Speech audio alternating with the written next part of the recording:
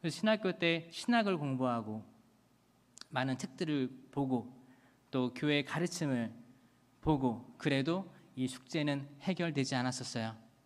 그런데 신학교 때 있었던 성령 세미나, 그때 어떤 강의에서 제가 바뀐 게 아니고 안수를 통해서 하느님을 체험했고 하느님의 삼위일체 그 신비를 체험하고 난 뒤 저는 마리아는 공경애로 이끌어질 수밖에 없다라는 걸 깨달았습니다. 삼위일체로 시작해야 돼요, 여러분들. 삼위일체를 모르면 시작할 수가 없습니다. 삼위일체를 안다고 하는 개신교 형제들 참 신기합니다. 그들은 오직 성경만으로 라는 모토를 제시하면서 성경에 근거된 이야기만 하고 있는데 삼위일체의 신비는 성경에 나와 있지 않습니다. 아버지와 나는 하나다, 이 정도만 나와 있죠. 성부와 성자까지의 일체는 나오지만 성부와 성령, 또 성자와 성령 이런 개별, 일치 그리고 구별됨은 명시되어 있지 않고 삼위일체라는 말 또한 성경에 나와 있지 않습니다. 그러나 개신교 신자들은 삼위일체 교리를 받아들이고 있어요. 이 자체가 모순이죠. 모순입니다. 그러면 삼위일체를 아는 천주교와 개신교 모두는 마리아로 나아갈 수밖에 없는 상황인데 개신교는 마리아를 폄하시키죠. 이 자체는 삼위일체에 대한 완벽한 교리에 이르르지 못했다. 그들 스스로도 삼위일체 교리를 이해하지 못했다라는 결론에 저는 도달했습니다.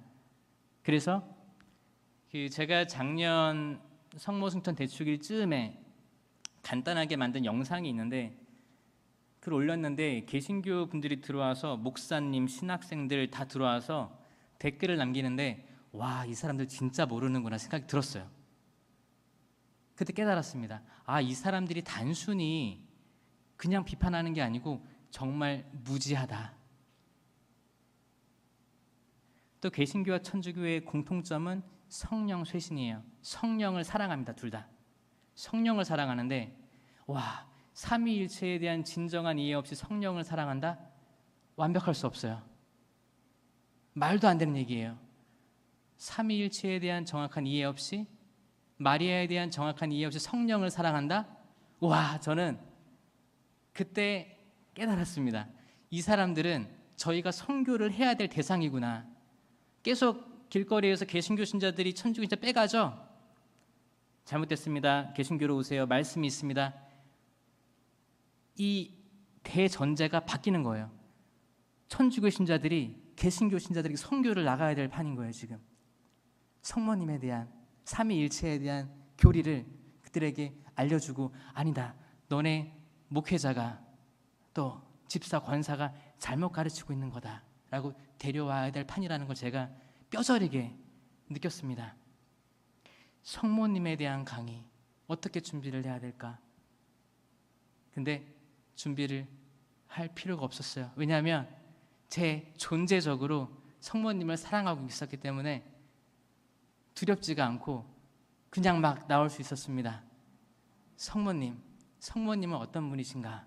그리고 우리가 믿고 있는 4대의 교리가 무엇인가? 이 모든 것들은 삼위일체의 교리가 바탕이 되지 않고서는 절대 이해에 이르를 수가 없습니다. 제가 쉽게 설명을 드릴 테니까 잘 따라오시고요. 누가 다가오든지 이런 답변을 해주시는 여러분들이 되었으면 좋겠습니다. 그런 분들이 많았으면 좋겠어요. 이 시대에 단 한 명이라도 그런 분, 마리아와 비슷한 분이 있다면 그걸로 충분합니다. 왜냐하면 2000년 전에도 마리아 한 명으로 구원에 이르를 수 있었기 때문이에요. 단 한 명이라도 깨치고 마리아를 사랑하고, 마리아를 사랑하는 게 뭐예요? 삼위일체 하느님을 사랑하고 흠숭하게 되는 거죠. 그런 분이 있다면 또 다른 성탄이 계속 이어지는 거예요. 구약에서 구약 성경 내내 마리아에 대한 예표들이 나오는데 창세기에 하와가 있죠. 하와는 첫 번째 여인으로서 죄의 통로, 안타깝지만 죄의 통로가 돼서 아담에게 원죄를 저지르게 한 장본인이었죠. 두 번째 하와가 예표되는 부분입니다. 또 로마서 5장 14절에는 이렇게 얘기하고 있죠. 바오로 사도가 또 아담은 장차 오실 그리스도의 예표입니다. 그러니까 원형이에요. 그리스도가 아담이 그리스도의 예표였다면 예수님의 어머니 마리아는 그렇죠. 왜냐하면 첫 번째 아담이 먼저 먹고 내어준 게 아니고 하와가 먹고 내어줬죠. 그렇죠. 시작이 하와였던 거예요. 그러면 예수님이 그리스도가 그 아담이 예표였다면 그렇죠. 그러면 그렇죠. 모세를 죽음에서 살렸죠. 바구니를 통해서 그렇죠. 아이를 띄어보냈죠. 그렇죠. 죽음으로부터의 보호, 어떤 보호하심, 노아의 방주, 죽음에서의 보호인데 생명을 수호했죠. 죄악의 물 위를 떠다녔던 그 방주, 마리아의 예표입니다. 어떤 피신처, 계약의 궤, 하느님의 십계명판이 들어있던 하느님의 십계명판, 그리고 아론의 싹이 난 지팡이, 그게 다 들어있었던 그 계약의 궤를 보관했던 그 큰 상자, 거기에 케루빔과 세라핌, 이게 뭐예요? 두 천사의 형상이 날개를 감싸고 있으면서 이걸 보호했던 거죠. 그래서 구약의 이스라엘 백성들은 이 계약의 길을 가지고 있으면 그 전쟁은 이기는 거였어요. 왜냐하면 하느님께서 우리와 함께 계시니까. 임마누엘 하느님. 그리고 야곱의 사다리, 하늘과 땅이 연결됐죠. 야곱이 꿈에서 봤죠. 사다리가 연결되어 있어서 천사들이 오르락 내리락. 이게 뭐예요? 이거는 장차 어떤 하늘과 땅의 연결, 이건 그리스도이신데 그리스도는 사다리를 타고 내리락 오르락. 이 사다리가 뭐예요?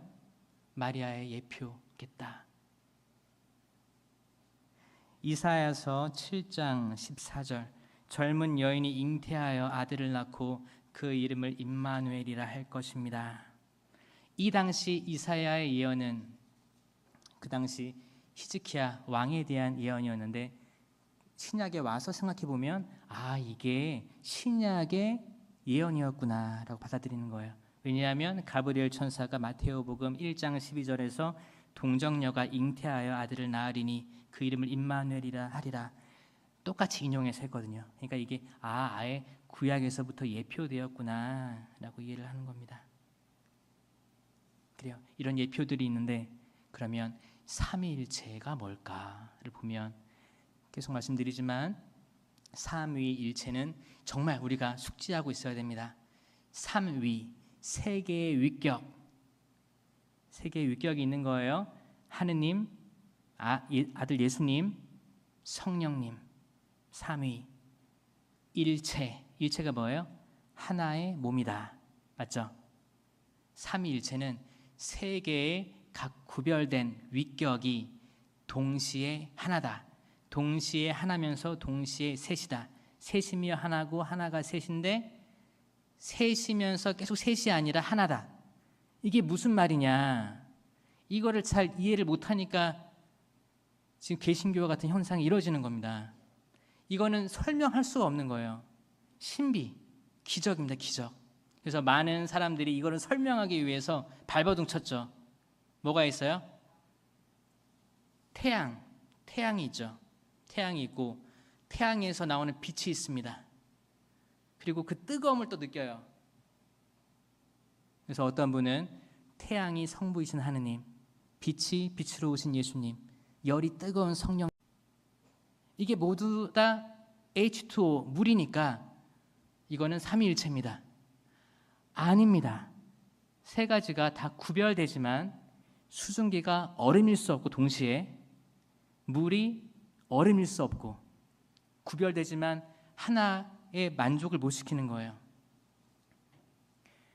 또 어떤 분들은 세잎 클로버를 얘기합니다. 이파리가 세 개니까 또 하나의 줄기니까 삼위일체입니다. 아니죠. 이 세 개의 이파리는 같기 때문에 구별되지 않습니다. 세 개면서 하나, 하나면서 세 개를 동시에 일치시킨다는 게 지구상에는 증명할 방법이 없다. 삼위일체는 교회가 2000년 동안 그분을 탐구하고 기도하고 알아오고 해서 저희가 지어드린 하느님을 받드는 이름이에요. 이름. 삼위일체이신 하느님. 저희가 다 이해할 수는 없어도 이렇게 믿고 있습니다.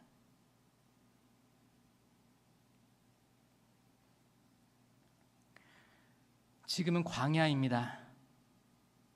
이 코로나 팬데믹 시기에 물 하나 없는 사막을 우리들이 있는 거랑 마찬가지예요. 너무 힘들고 아무리 사방을 둘러봐도 도와줄 데라고는 없고 몸을 피할 곳이 없고 먹을 것도 없고 마실 것도 없고 그런 광야. 그런데 이 광야가 시험의 장소이면서도 또 하느님께서 함께 하시는 곳입니다. 이 광야를 잘 기억하세요. 제 강의 마지막이 이 광야가 한 번 더 나올 것입니다. 마리아가 갔던 광야. 개신교 형제들은 루터를 통해서 나왔죠. 16세기 루터는 이렇게 얘기했습니다. 동정녀로서 예수님을 잉태하고 낳으신 성모님은 단지 한 개인이 아니라 구세사에서 구원의 공적 기능을 수행하신 분으로 공경한다. 루터 또한 공경한다라고 표현을 했는데 지금 이게 계속 분열되고 서로 이제 어디서부터 하는지도 몰라요. 서로 분열돼서 결국에는 지금 뭐예요? 원래의 마음을 잃어버리고 이렇게 반대를 위한 반대를 하기에 이르러지게 된 것입니다. 삼위일체를 이해하셨다면 이제 예수님의 신성과 인성은 더 쉽게 이해할 수 있어요. 예수님은 참 하느님이시면서 참 사람이십니다. 이거를 신성과 인성을 구별되지 않고 나누어지지 않고 하나의 위격으로 고백합니다. 이것도 뭔 말이냐? 삼위일체를 이해했으면 이건 껌인 거예요. 이거 정말 쉽습니다. 하느님이신데 예수님은 하느님이세요. 신성이 있으니까 동시에 사람이다. 하느님이시면서 사람이다. 이건 더 빠르죠. 삼위일체를 이해했으니까. 이 두 가지를 간직하면서 4대 교리 따라오시면 됩니다. 첫 번째, 천주 성모, 하느님의 어머니. 저희가 1월 1일 때 대축일로 지내고 있습니다. 431년 에페소 공의회 때 채택됐습니다. 마리아는 하느님을 땅에 낳으신 분. 삼위일체 교리를 알면 당연히 이해되는 부분이에요. 왜냐하면 예수님이 누구라고 했어요? 하느님, 성모님. 동시에 세 위격으로 구별되지 않으면서 또 동시에 구별된다. 그러니까 예수님이 태안에 모시고 있던 아기 예수님은 하느님이셨고 성모님이 아니고 하느님이셨고 성령님이셨다. 그렇죠? 동시에 예수님이셨다. 이게 수학적인 계산이 아니라 그게 삼위일체인 거예요. 그러면 성모님께서 예수님을 낳으셨다면 성모님은 성령님의 어머니이신 거고 하느님의 어머니이신 거다. 이 당시 이게 왜 논쟁이었냐면 그때 아리우스 이단이 있었습니다. 아리우스는 눈에 보이는 것은 폄하시켰어요. 그리고 보이지 않는 것, 보이지 않는 이데아, 어떤 하늘의 하느님, 볼 수 없는 천사들, 이런 것들은 완전한데 눈에 보이는 것은 아니다.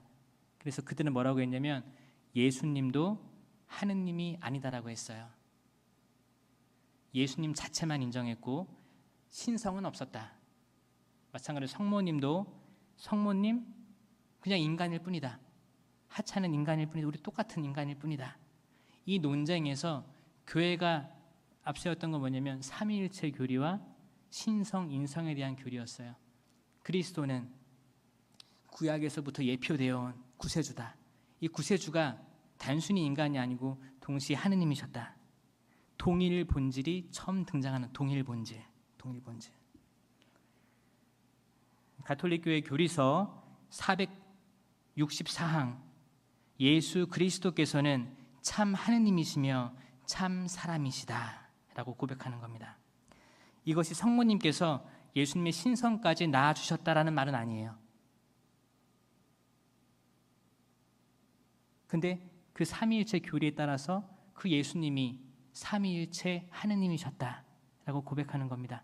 인간이 신성을 낳는 게 아니고 그 자체가 신성이 있었다는 거예요. 성 7일로 370년 우리 주 예수 그리스도께서 하느님이시라면 왜 그분을 낳아주신 거룩한 동정녀를 천주의 모친이라 할 수 없었겠습니까? 라고 얘기하고 있고, 루카복음 1장 43절 엘리사벳이 내 주님의 어머니께서 저에게 오시다니 어찌 된 일입니까? 내 주님, 주님이 뭐예요? 메시아는 그리스도 장차 오실 분, 주님이 하느님인 거예요. 하느님은 삼위일체. 행복하십니다. 주님께서 하신 말씀이 이루어지리라고 믿으신 분.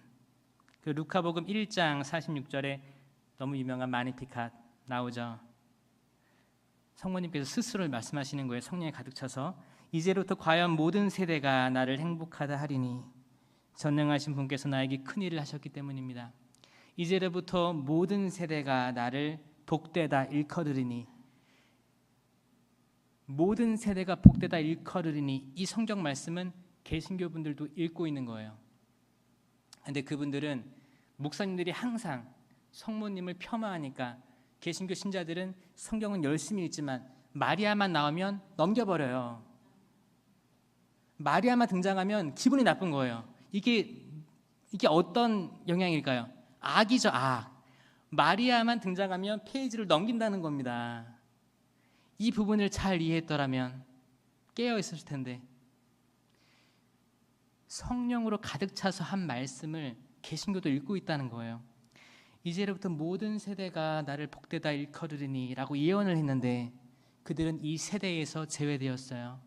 스스로가 제외시킨 겁니다. 모든 세대에서 빠져 있다. 모든 세대가 성모님을 이렇게 사랑하고 존중하고 존경하고 성모님을 통해서 더 기도가 더 잘 이루어지리라고 믿고 있는데 그들을 위해서 기도하고 선교해야 될 것입니다. 루카복음 2장 34절 시메온의 예언. 당신의 영혼이 칼에 꿰뚫리는 가운데 많은 사람의 마음속 생각이 드러날 것입니다. 당신 영혼이 칼에 꿰뚫리고 많은 사람들 마음속 생각이 드러나게 할 어머니. 그렇죠? 어머니들의 말씀은 항상 그랬던 것 같아요. 우리가 아무리 숨기고 뭐 하려고 해도 항상 걸려요. 그렇죠? 저도 어렸을 때 혼자 막 뭘 하려고 하면 항상 어머니는 알고 있었던 것 같아요. 그렇죠? 여러분들도 자녀들이 뭐 하는지 다 알죠? 방에 들어가서 가만히 있으면 뭐 하는지 다 알잖아요. 학교 가서 독서실 가서 뭐 하는지 다 알죠? 요즘에 온라인으로 다 수업 듣는데 방에서 혼자 수업 들으면 뭐 하는지 다 알죠? 어머니들은 다 그 촉이 있는 거예요. 그 어머니들의 가장 최고의 모델, 성모님.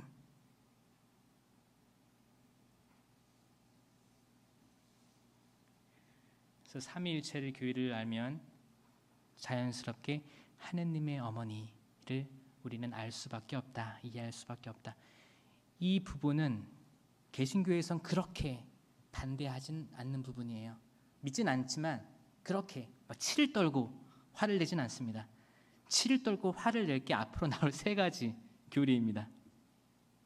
두 번째, 무염시태. 무염이 뭐예요? 오염됨 없이 태어나셨다. 무염시태입니다.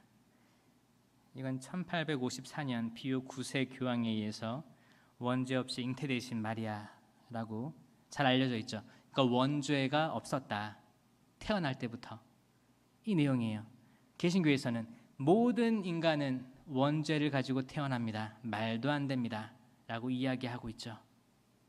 성모님의 그 예수님을 낳으신 성모님까지 한번 여러분들도 헷갈릴 수도 있어요. 제가 이해를 시켜드리겠습니다.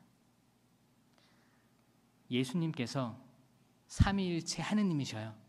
참 하느님이시고 참 사람이시고 참 하느님, 참 성령님, 이 삼위일체이신 예수님이 내 태 안에 있어요. 그 성모님의 자궁은 천국이었는데 하느님 품고 있었기 때문에 그러면 그때만 천국이었냐? 이런 질문들로 소급해 간 겁니다. 이거는 수많은 성인들, 수많은 학자들이 연구하고 묵상하고 깨친 것들이에요. 깨친 것들.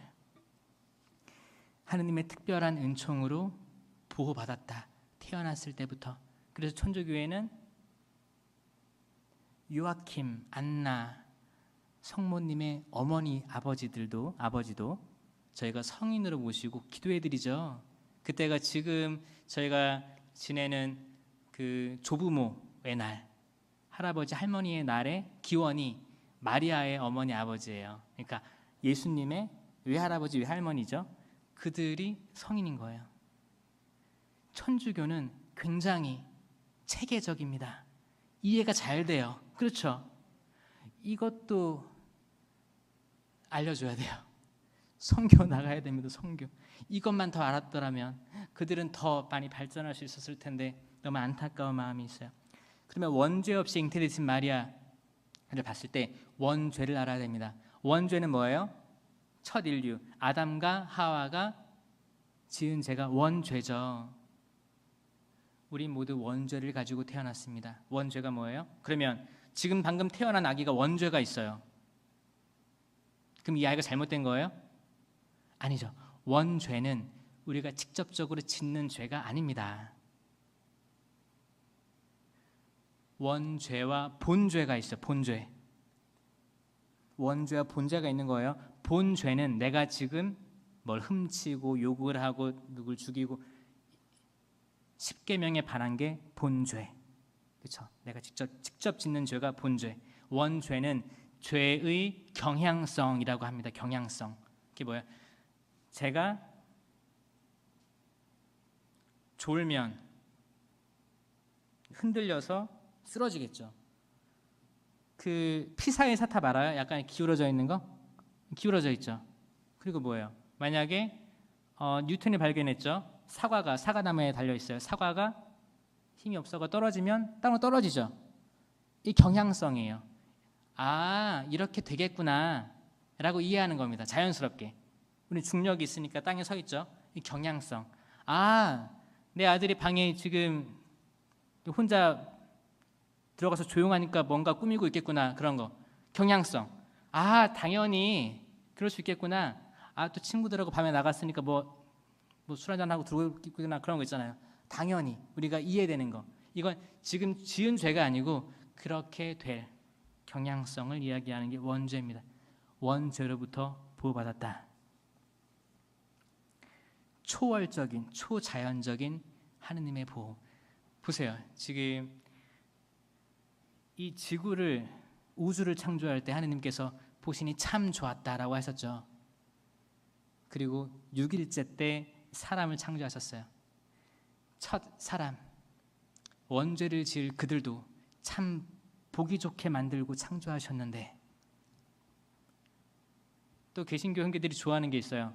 계약의 궤. 계약의 궤를 보면 거기 그 안에 십계명판과 그 아론의 쌍난 지팡이가 있죠. 그리고 그 거기를 나무로 만들고 또 금으로 입혔어요. 금으로 입히고 거기에 케루빔과 세라핌이 이렇게 있습니다. 십계명판을 모실 계약의 궤를 쉽게 만들지 않았어요. 하느님께서 얘기하시고 직접 얘기하시고 이렇게 이렇게 이렇게 해라 해서 모든 집중을 다해서 그걸 만든 거예요. 이 성령홀, 성당들 그냥 만들어지지 않았습니다. 엄청난 고뇌와 재료 하나하나 좋은 거 쓰고 어떻게 설계하고 스테인드 글라스 어떻게 하고. 왜? 성체를 모실 곳이니까. 마리아 그렇게 만들어지지 않았습니다. 대충 만들지 않았어요. 예수님, 삼위일체 하느님께서 거하실 그 태를 그냥 만들지 않았다는 겁니다. 그냥 만들지 않았다는 겁니다. 모든 게 계획되어 있었고, 교회 헌장 59항 복되신 동정 마리아께서는 잉태되신 첫 순간부터 전능하신 하느님의 특별한 은총과 특전으로 인류의 구원자 예수 그리스도께서 세우실 공로를 미리 입으시어 원죄에 조금도 물들지 않게 보호되셨다. 가톨릭 교회 교리서 491항 은총이 가득한 마리아가 잉태되는 순간부터 구원받으신 분. 아멘. 아멘. 구원의 개념은 영원의 개념이에요. 시작이 있으면 영원한 거예요. 시작부터 구원받으신 분이에요. 1858년 3월 25일 프랑스 루르드에서 성모님 발현하셨죠. 나는 원죄 없이 잉태된 자다 라고 말씀하시는 거예요. 이게 교회에서 1854년에 반포했거든요. 비오 9세가 반포하고 4년 뒤에 발현하셔서 이렇게 말씀하시는 겁니다. 확인시켜 주셨어요. 그러면 성모님의 발현은 어떻게 된 거냐? 이것도 너무 안타까워요. 개신교 형제들은 성모님의 발현도 다 무시하고 있죠. 발현할 수 있는 분들은 승천하신 분들만 발현할 수 있습니다. 예수님의 거룩한 변모 때 누가 나타났죠? 모세, 엘리야의 8주간 엘리야가 하늘로 올라갔죠. 불마차, 불말을 타고 하늘로 올라갔어요. 그러니까 신약 때, 신약은 예수님이 돌아가시기 전에는 천국 문이 닫혀 있었어요. 천국 문이 열리지 않았단 말이에요. 그 공개적으로 열리지 않았단 말이에요. 그때 뭐가 있었어요? 고성소, 저승에 의인들도 있었다. 의인, 죄인 다 있었다. 그렇죠? 다 그때는 천국 개념이 닫혀 있던 거예요. 에덴 동산은 닫혔어요. 첫 인류 아담과 하와 이후로. 이걸 연 게 예수님이신 거예요. 그러면 그 신약에 나오는 예수님께서 그 거룩하게 변모했을 때 제자들이 봤던 모세와 엘리야를 봤을 때 모세와 엘리야는 하늘로 들어올려졌을 것이라고 우리가 믿는 겁니다. 모세는 죽었다고 나와 있어요. 성경에. 그런데 그 무덤을 찾지 못한다라고 나와 있습니다. 죽어 묻혔지만, 그렇죠? 그 육신이 땅에 묻힌 게 아니고 들어올려졌을 것이다. 그때 특별한 사람들에게만 하느님께서는 천국 문을 열어주신 거예요. 바로 구약의 에녹도 있죠. 에녹도 하느님과 살다가 하늘로 올라간 거예요. 그래서 하느님과 살다가 올라간 구체적인 인물은 에녹과 엘리야. 모세는 추정이지만 그렇다고 받아들이고 있습니다. 왜냐하면 발현했기 때문에. 고성소에서 발현할 수 없었어요. 하늘에 있는 올라간 분들만 발현할 수 있었어요. 마찬가지로 이거는 성모 승천 교리와 맞물립니다. 성모님이 발현한다는 것은 승천하셨다는 거예요. 다시 무염시태예요. 이건 나중에 또 얘기해 드리겠습니다. 계약의 궤, 우리 지금의 감실, 하느님의 말씀이 들어있는, 말씀은 예수님이고 하느님이고 성령이기 때문에 성체는 예수님이고 이 자체도 말씀인 거예요. 이 자체로 말씀, 성체, 예수님 다 구별되지만 동시에 하나예요.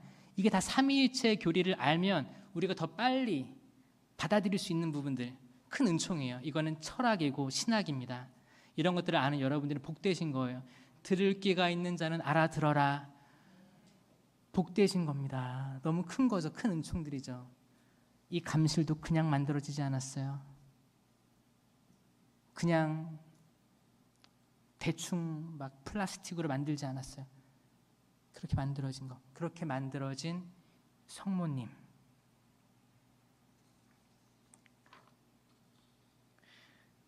개신교 신자들이 그렇게 반대하는 세 번째 교리, 평생 동정.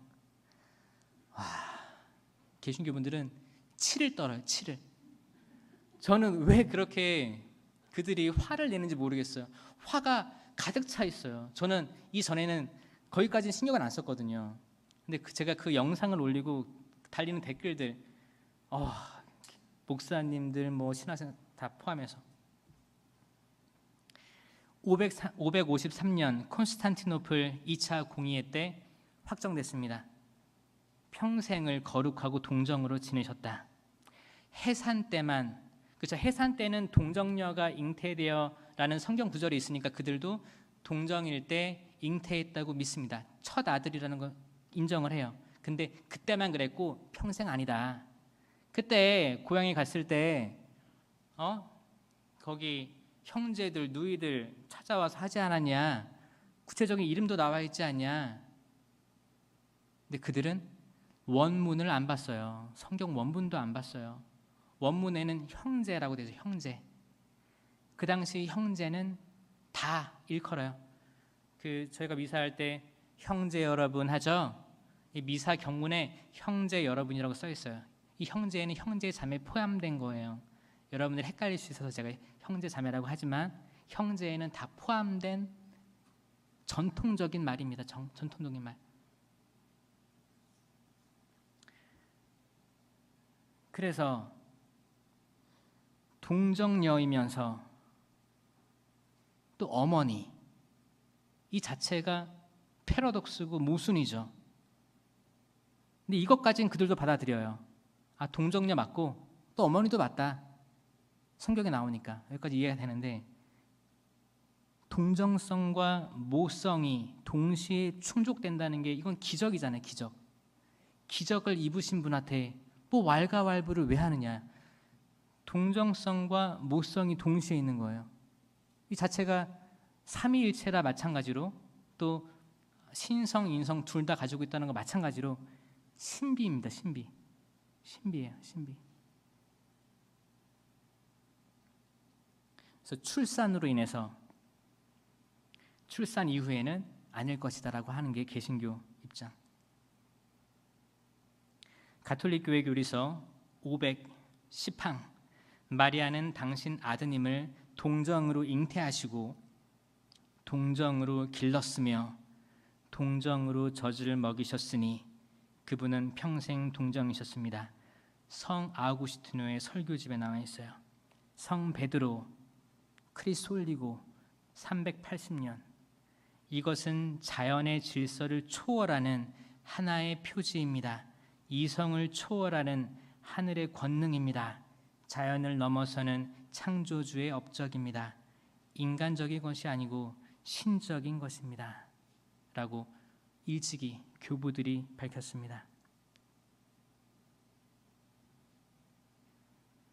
마테오복음 28장 20절, 내가 세상 끝날까지 언제나 너희와 함께 있겠다. 그러면 언제나 세상 끝날까지라고 했는데, 그러면 세상이 끝난 후에는 더 이상 우리와 함께 계시지 않겠다는 말인가? 그게 아니지 않습니까? 그렇죠? 마찬가지로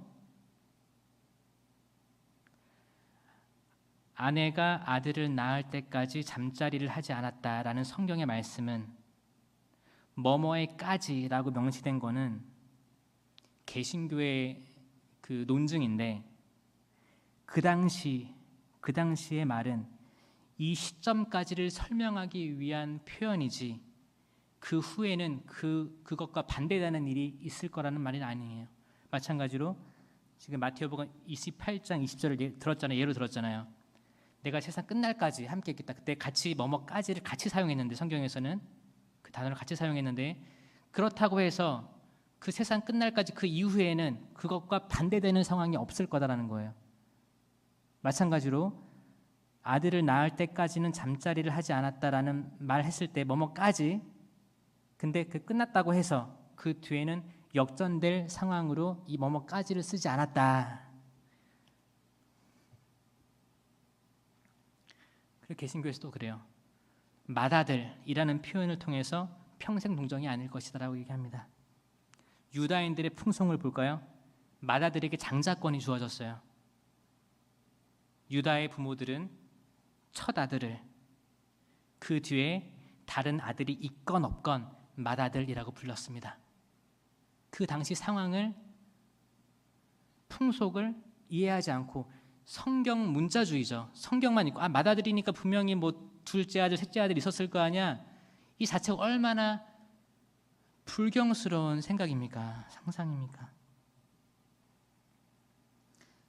또 제가 아까 말씀드린 예수의 형제들에 대해서 언급을 했다면 개신교가, 만약에 다른 형제들이 있었다면 다 양보해서 십자가상에서 성모님을 형제도 아닌 요한에게 부탁했겠습니까? 라는 반론이 제기돼야 되는 부분입니다. 십자가상 가상 7원이라고 하죠. 예수님의 유언 중에 하나. 요한아, 이분이 내 어머니시다. 어머니, 이분이 당신의 아들입니다. 그날부터 요한은 성모님을 자기 집에 모셨다. 이게 초대교회의 전통인데 그 모셨던 성모님을 내친 게 누구입니까? 여기에 대해서 그냥 에이 뭘 말다툼을 해 넘어가시겠습니까? 지켜야 되는 거 아닙니까? 그리고 알려줘야 되는 거 아닙니까? 마지막으로 성모 승천. 성모 승천 대축일이 지난주였죠. 이 앞에 세 가지 교리를 모르면 여기까지 올 수가 없어요. 왜냐면 말도 안 되잖아요. 어떻게 사람이 승천을 해. 그리고 성경에도 나와 있지도 않은데. 개신교에서 맨날 그러잖아요. 아니, 똑같은 사람으로 태어나서 그래 예수님을 낳았다는 거 인정. 근데 그분이 왜 하늘로 올라가? 성경에 나와 있지도 않은데 왜 너네들은 이런 거 얘기해서 맨날 성모님께 기도해? 삼위일체부터 시작해서 모든 단추가 어그러져 있으니까 옷이 제대로 될 리가 있나요? 성모 승천 대축일. 마찬가지로 에녹, 창세기 5장 24절 하느님과 있다가 사라졌다. 엘리야, 열왕기 상권 2장 11절 회오리 바람 하늘로 올라갔다. 그리고 모세, 신명기 34장 7절 모세가 죽을 때 나이가 120살이었다. 그런데 그의 눈이 흐리지 않았고 기력이 쇠하지도 않았다. 그가 죽을 때 목격담이죠. 근데 그의 무덤이 지금까지도 발견되지 않고 있다. 그런데 신약에 모세와 엘리야가 등장했어요. 초대 교부들, 우리들은 그분은 들어 올려졌을 것이다 추정하는 거죠. 구약의 2대 선지자. 그러면 성경에 딱 한 줄 나와 있는 에녹도 승천했고 엘리야 승천했고 모세 승천했고 예수님 승천했으면 평생 하느님의 보살핌으로 은총 중에 있던 마리아, 그리고 앞으로 다가올 모든 세대가 나를 복되다 하리니 성령으로 가득 찬 정배, 그 성모님을 본인이 올라간 것도 아니고 예수님이 들어 올리셨다는데 이거를 그렇게 반대하는, 그러니까 막 침을 튀기고 반대를 하는 거예요. 그 저희가 뭐냐? 그렇게 당신을 낳아준 어머니를 그렇게 폄하하고 싶냐?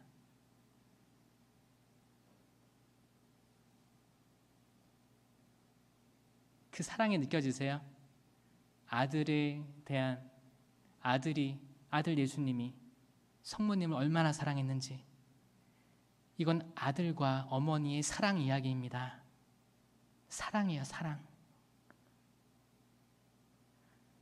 가슴이, 심장이 예리한 칼로 찔리듯 아프고 십자가 상까지 제자들 요한 빼고 다 도망갔죠. 끝까지 함께했던 성모님, 성령이 내려오실 때 그 다락방에 같이 계셨던 성모님, 그분을 그냥 무시한다고요? 그분은 하느님과 평생을 살았어요. 에녹과 마찬가지로. 그럼 당연히 귀결되는 겁니다. 성경을 그렇게 좋아하는 개신교분들, 영상을 보고 있다면 그렇게 성경적인 성경만을 따른다고 하잖아요. 오직 성경만으로. 그런데 11조를 내라고 예수님께서 안 하셨어요. 11조는 구약에서 끝났습니다. 예수님께서는 이 과부의 작은 헌금이 더 많았다라고 얘기하시는 분이세요. 왜 지금도 이 성경 구약을 들먹거리면서 11조를 강요하십니까? 잘못된 겁니다. 왜 자기들이 취할 것만 취하고 버릴 것은 그냥 무시해버립니까? 저는 개신교의 회개도 오늘 요청드리고 싶어요. 회개하시고 성모님 받아들이시고 삼위일체 그 깊은 신비에 빠져든다면 여러분들이 하는 일 더 잘 될 거예요. 여러분들 하느님 믿고 예수님 믿고 성령님 믿는 거 압니다. 그런데 저는 더 훌륭하게 되시라고 조언 드리는 거예요. 그러면 성령 하느님도 더 많이 깊이 체험할 수 있고 성체까지 이루는 거, 성체 심심까지 이루는 거예요. 그러면 내가 그때 이 루터가 잘못 나왔구나, 다시 천주교랑 다시 일치해야겠구나, 이런 마음까지 이룰 겁니다. 이렇게 되기까지 천주교회는 기도해야 될 것입니다.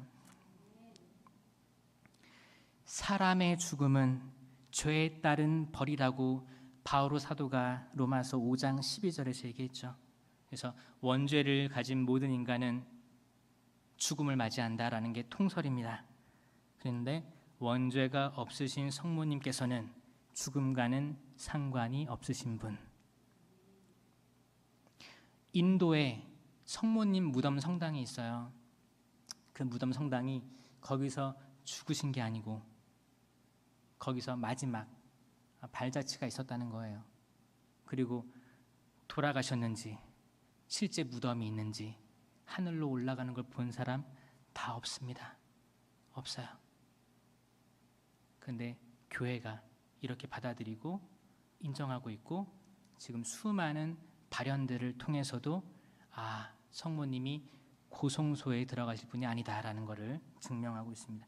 가톨릭 교회 교리서 966항 또 교회 헌장 59항에 원죄의 온갖 더러움에 물들지 않으시어 티 없이 깨끗하신 동정녀께서는 지상 생활의 여정을 마치시고 육신과 영혼이 하늘의 영광으로 올림을 받으시고 주님께 천지의 모후로 들어 높여지시어 군주들의 주님이며 죄와 죽음에 대한 승리자이신 당신 아드님과 더욱 완전히 동화되셨다. 성모님의 태중에 계셨던 아기 예수님, 삼위일체였던 예수님이 태중에 있었을 때 거기가 하느님 나라라고 했죠. 작은 하느님 나라. 마찬가지로 지금은 진짜 천상 하느님 나라에 일치되신 거예요. 이것만큼 논리적인 게 어디 있습니까? 그래서 성모님에 대한 신심은 저희 가톨릭 교회의 모든 신학 집대성의 정점이다라고 저는 보고 있어요. 성모님 교리를 모르고 성모님에 대한 사랑 없이 그 세세한 성체 신심, 성령 신심, 다른 어떤 신심들 다 완전히 깨달을 수 없다. 성모님의 이해, 완전한 이해 없이는. 그래서 성모 승천 교리는 단독으로 이해하려고 하면 난관에 봉착합니다. 이것은 믿을 교리예요. 증거가 없습니다. 애초에 부활절, 성탄절 증거 없어요. 천지창조 증거 없어요. 다 증거 없는 것들을 개신교도 믿고 있어요. 성경에 나와 있으니까. 그렇죠? 성경은 그때 쓰여진 거고 여기에서 우리가 상상하거나 깨달을 것들은 많습니다. 그게 뭐예요? 그 공동체 유익을 위한 은사들이 있잖아요. 지식의 말씀 은사, 지혜 말씀사 이런 것들이 깨치라고, 성경을 깨치라고. 왜냐하면 성경 자체에 완전함이 있지만 이게 우리의 지성과 어떤 감성으로 깨치라고 있는 겁니다. 제가 처음에 얘기했던 광야가 지금 나옵니다.